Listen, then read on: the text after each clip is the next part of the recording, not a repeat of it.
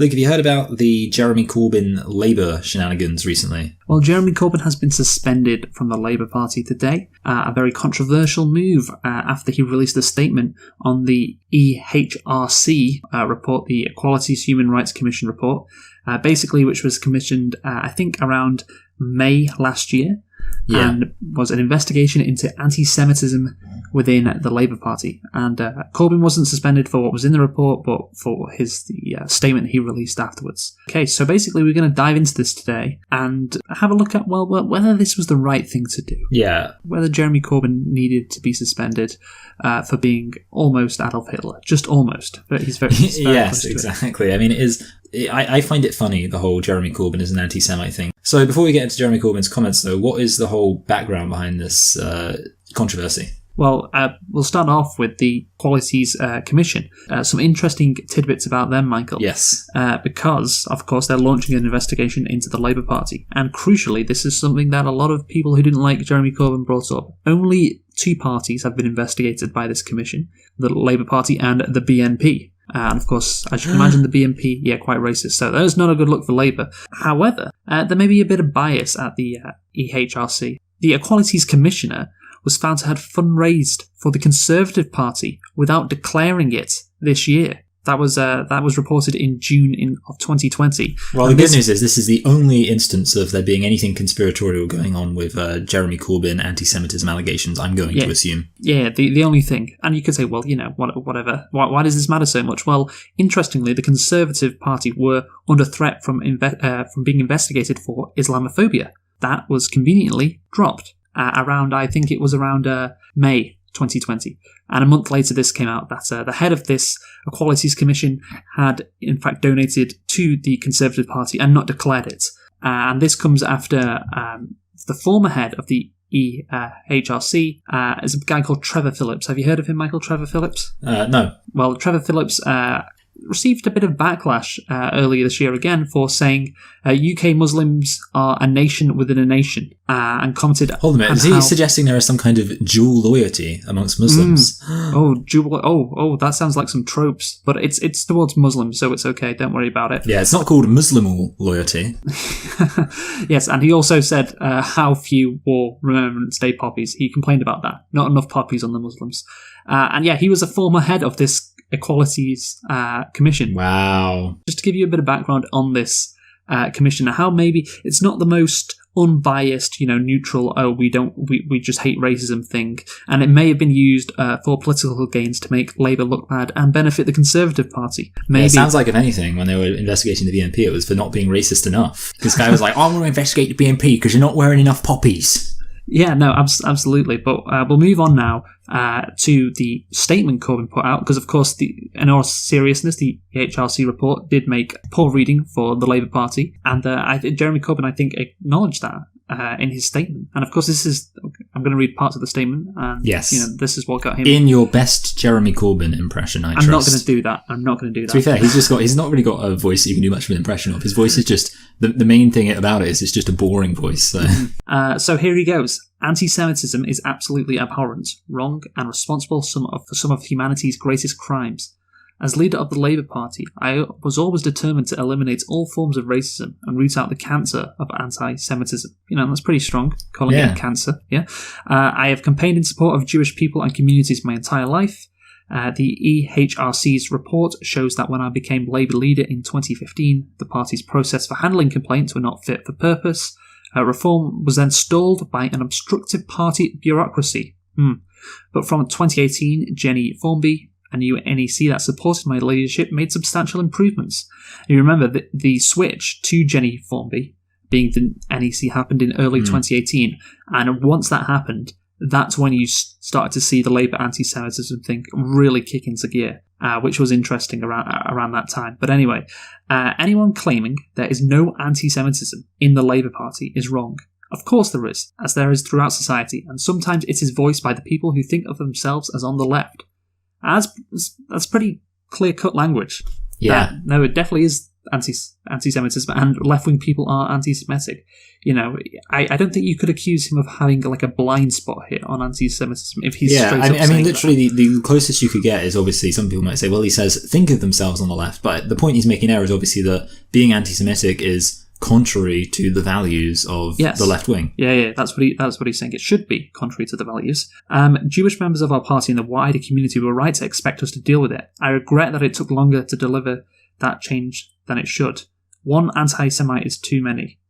But the scale of the problem was also dramatically overstated for political reasons by our opponents inside and outside the party, as well as by much of the media. That combination hurt Jewish people and must never be repeated.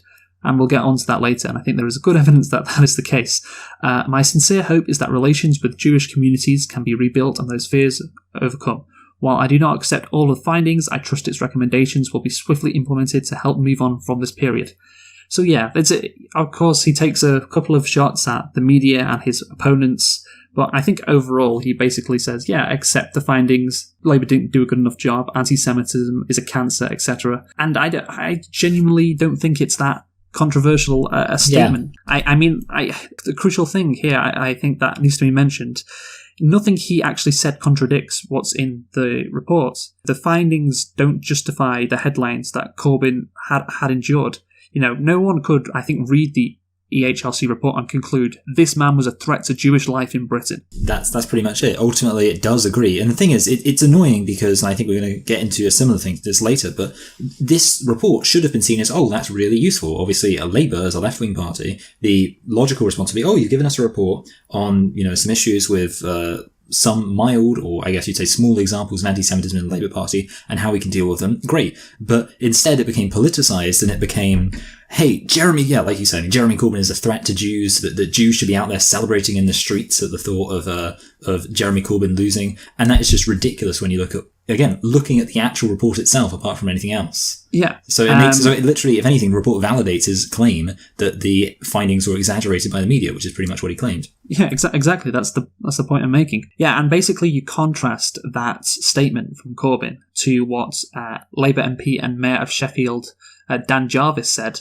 today, quote, "There is no place in Labour for anti-Semites or their apologists." This was after Corbyn got suspended, he said that. Again, I don't know how you can look at that and say Corbyn is an anti-Semite or he apologised for anti-Semites, saying, actually, it wasn't anything, it was all made up. He definitely didn't say that. These people like Dan Jarvis, and you had somebody like Ruth Smeeth, who I don't expect you to know, but it's just another awful person. Loads of other right-wing Labour MPs basically using this and Corbyn's statement to try and portray again that he is an anti-Semite or an apology for anti-Semite, to not make it sound so harsh. And this is, I think, that it's no secret if you've been following British politics or Labour these last 5 years that there has been a factional war within the Labour Party when Corbyn took over between the right and the left, basically instigated by the right because they did not expect Corbyn to win and they were not happy that Corbyn won. And this, I think, right here today is, I guess, the cherry on top in the right wing of the Labour Party's war against the left. A lot of Labour centrists, I think, were kind of salivating at the prospect of Corbyn being humiliated. They want to absolutely destroy him. If you remember back, actually, to the Labour leaks, Michael, do you remember that? Yeah. Again? Yeah, that was in April of this year, when it was revealed that the party, some members of the party, were hoping to lose the 2017 general election. Yes. It was this report that was released just before...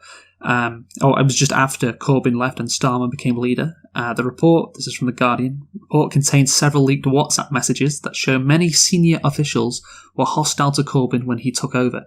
It shows references to Corbyn supporting party staff as, quote, trots. They love that word, by the way, trots. Yeah. Conversation referring to former Director of Communications, Seamus Mill, as, quote, Dracula, and that he was spiteful and evil, and we should make sure he is never allowed in our party if it's the last thing we do in our party. Interesting. Yeah. There were also mentions of Corbyn's former Chief of Staff, Kerry Murphy, as Medusa, a, quote, crazy woman, and, quote, bitch-face cow that would make a good dartboard. Yeah. Make a good, So, this is just the ridiculous thing really with all of this. Like, They really, and there was, I didn't go into it here, but there was WhatsApp messages when Labour was doing better than expected in the general election in 2017. We're like, no, how could this happen? What? How are we winning? It does show right from the beginning, from the start, they wanted Labour to lose.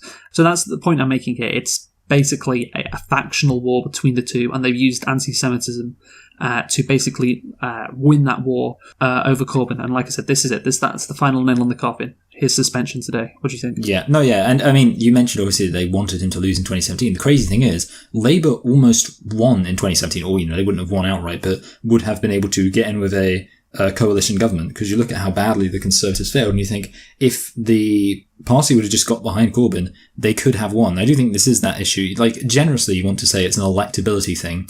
These morons don't realise that complaining about electability often makes somebody unelectable. You realise it wasn't even a case of them being concerned about Labour being... Because that's what you heard loads of people saying, like, the problem with Jeremy Corbyn is that Labour's never going to get in charge under his leadership, and yet Labour almost did get in charge under his leadership, except he had his entire party basically standing against him and trying to, stab him in the back. So I mean, it's shitty.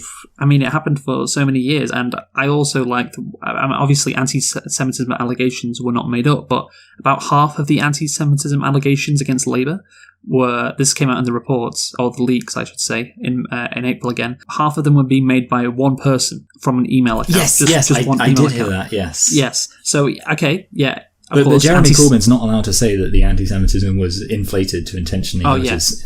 Yeah, it wasn't opportunism from the Labour right, who saw him as something that they could use against him, and went for it. I mean, of course, it existed, but yeah, you think the Labour right didn't use this to their advantage, and inflate it deliberately to hurt him, then you're crazy. Simple as, or you're willfully ignorant. What they have done, I think, has the unintended effect of there are some people on the left who are quite extreme, and now they will be convinced that anti-Semitism in Labour was all completely a hoax. Like, none of this really happened, this is all bullshit. And of course, that's damaging as well, because that's not the case either. And you had the Jewish Labour movement today saying the voices of Jewish members and their experiences of anti-Semitism should be at the forefront of the conversation today. This was, of course, after the EHRC report was released. We will be releasing a series of pieces over the next couple of days from members speaking personally about their experiences in the Labour Party. That's the thing. I agree. That should have been the case, but well, I think suspending Jeremy Corbyn kind of takes away from the actual report, doesn't it? And the actual hurt that Jewish people faced. Wouldn't you say? It's again, these people who decided to suspend him really were at the forefront, or were thinking about politics and factionalism, rather than actually, fixing things or moving on or making things better. Particularly with, of course, the statement that we read earlier. Yeah, they literally do not care about anti-Semitism at all. They are happy to drag Corbyn through them, make this go on as long as possible to humiliate him, even if that's not what, for example, the Jewish Labour movement wanted. And I think another example of that is their refusal to delineate between legitimate examples of anti-Semitism and obvious nonsense examples, because, I've seen some of the kind of examples that people have brought up from the report, and some of them are just really tame, but then there are other ones which are quite extreme, and you'd think the obvious response would be to basically they should be pointing towards these very few small examples of genuine issues of anti-Semitism and making those the big focus. And obviously, like you say, a very good thing to do would be to point to the experiences of individual Labour members who have been Jewish. And the funny thing is, it's actually a case, usually we're complaining about people individualizing things and not looking at it from a systemic perspective. But in this case, it's probably an example of where the individual aspect is the most important thing, because there isn't a massive systemic problem with anti-Semitism in Labour. Yeah. There just isn't. But what there are is a few individual cases of serious anti-Semitism, and as Jeremy Corbyn said, one case is too many. Yeah, no, absolutely. And not only, I think I've tried to prove the point that Labour, or the Labour right, don't really care about anti-Semitism. I think you can see it from their other actions regarding other racism. Of course, anti-Semitism is a form of racism.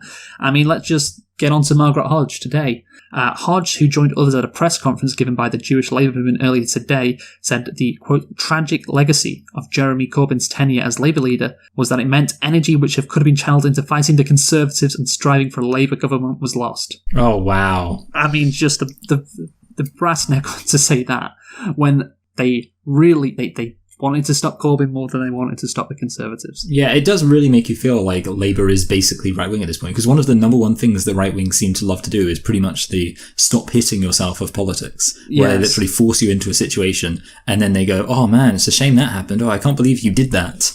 Yes, and here's something that I think kind of proves that she doesn't really give a damn about racism. Basically, there was this story from 2007 where the BNP, the British National Party, the other party that was investigated by the EHRC, basically backed Margaret Hodge because she made a comment on how ethnic minorities, here I'll just read it, she was talking about white people, quote, they can't get a home for their children, they see black and ethnic minority communities moving in and they are angry, said Mrs. Hodge, the employment minister. This is back in 2007, of course. When I knock on doors and say to people, are you tempted to vote BNP? Many, many times, 8 out of 10, they say yes. That's something we've never seen before. You know, even when people voted BNP, they used to be ashamed. Now they're not. As she said, the pace of ethnic change in her area had frightened people. What's happened in Barking and Dagenham is the most rapid transformation of a community we have ever witnessed. And the interesting here, she doesn't use the line immigrants. She says black and ethnic minority communities. She doesn't even use immigrants. So these could be British people moving in. But they're not white, true, though. They're not white. And this is just the most blatantly racist thing you could say. And like I said, the BNP backed her for it. The fucking BNP. And you're telling me that Margaret Hodge gives a damn about racism? It's just unbelievable. Again, the brass neck that these people have to say they're fighting racism, and then they come out and have said things like this. Like Margaret Hodge, one of the things that she has said for a while is, I beat back the BNP in my constituency. Yeah, you beat back the BNP in your constituency because you became the BNP, because people couldn't tell the difference. That's how you beat them. Well, hold on. Is this really surprising when the Labour plan to beat back the Conservatives is to become the Conservatives? Suddenly it all makes sense. That's how they're going to do everything. I mean, look, Michael, we'll move on to the next story here. I mean, you may have remembered a couple of weeks ago or months ago, Priti Patel talking about asylum seekers and basically the Conservative Party being very harsh to them. This was just on, I think, October the 11th this year. Story in The Independent, a Labour peer has apologised for suggesting that asylum seekers should be concentrated in camps as a solution to the refugee issue. Lord West, who was a Home Office minister under the last Labour government, made the inhumane suggestion in an interview with the BBC. Speaking on Sunday morning, he said people arriving across the channel in small boats should be, quote, in a concentrated place, whether it's a camp or whatever. Okay. In a camp or... I mean, just openly calling for concentration camps, something that the Conservative Party... No, like, not concentration camps, just camps where people can be concentrated. Oh, yeah, who knows what that really They means. should be interned in camps. Oh, my God. And that's the thing. The Labour Party in general, when responding to the Conservatives and Priti Patel's blatant attempts to capitalise off xenophobia and racism concerning these migrants, they didn't say much. They just said, there should be a better process, basically. Like, these migrants aren't being managed efficiently enough. And then we have someone like Lord West, a peer for Labour, just going out and saying concentration camps. This is what really frustrated me about the whole EU thing. Like, they want the Labour right love the EU. You know, they're very much pro Remain, but when it comes to actual immigrants, you know, they can throw them under the bus. They don't actually care about them, and that surely is one of the moral reasons for, you know, basically staying in the EU. It's, well, you know, we can exchange people's culture, whatever. There's no borders. Isn't that great? But yeah, in actual fact, no. They will move to the right on immigration with the click of their fingers if they think it can win them a few more votes. But then we'll decry anti-Semitism and say, you know, how awful Jeremy Corbyn has been. Thank God he's gone. Thank God he's gone, Michael. Can't wait to see the back of him. He was so horrible, a stain on British politics. You know how last time we were speaking about Donald Trump and this idea that Donald Trump is the one problem with America, and, you know, saying obviously when Donald Trump goes away, ultimately all the problems aren't going to go away, and that's stupid. This is like the even more stupid version of that, where apparently it's almost as if like Jeremy Corbyn is the problem with anti-Semitism in the UK, which is just insane, because obviously with the Donald Trump thing, Donald Trump was a racist. He is, you know, bigoted. He is representative of lots of things wrong with America. The point that any intelligent person would make is that Donald Trump isn't the reason for those things. And yet we're talking about Jeremy Corbyn, and people are acting as if Jeremy Corbyn is like the Donald Trump of anti-Semitism. And it's just insane when Jeremy Corbyn is, I mean, literally none of this is really even, it's just insane. Yeah, no, you're right. Yeah, so now I just want to talk about the media and in general their attitude towards this. Because, interestingly, this is from Francis Elliott, who works for the Times, the newspaper. I mean, what else is that? He said, Labour is refusing to say what rule Corbyn is alleged to have breached, which is ... problematic. That's the thing, they suspended him. They didn't actually say what he did to earn that suspension, which is kind of another clue that this is factional, and this, again, is just them trying to bash Corbyn even more. And, again, I would think that would be pretty important. It kind of suggests maybe they decided on doing this a while ago. Whatever he was going to, he of course was going to make a statement after whatever he was going to make. They were going to absolutely throw the book at him. And here's the thing, though. Well, the question is whether the media will judge whether what has happened today is correct. I think it's not correct. It's blatant politicizing. But you see some tweets from people and who are, journalists and so on, and you think, maybe that's not going to happen. Do you know who Emma Kennedy is? Yes, I do. So here's what she said on the matter, in reference to Keir Starmer. I think it makes things much better for himself. With 4 years to go, have the fight now, Keir. Chuck them all out. Let them have their own momentum-style party and put Labour back on the road to power. And that's the thing, she doesn't mention anti-Semitism. Momentum having been accused of anti-Semitism. This is like basically chuck all the left-wing MPs out, chuck all the socialists out. That's the thing. It seems like a very sensible thing to do, doesn't it? And like that tweet there, I think it encapsulates it very well. Yeah, they see Corbyn's suspension as a means to an end. You can tell it's not really about anti-Semitism, and they don't really care about that. It's like, okay, we can use this. She's literally saying it. Use it to chuck them all out, get rid of them. If we can use anti-Semitism, then great, let's do it. I look at this, another tweet from a guy called Alex Massey, who's a columnist for the Sunday Times. After Corbyn got suspended, he tweeted, "Boom!" ! Sir Keir Starmer does actually want to be Prime Minister. Again, it implies that this isn't done because it's right. It's the right thing to do. It's done to make himself seem more electable. Yeah.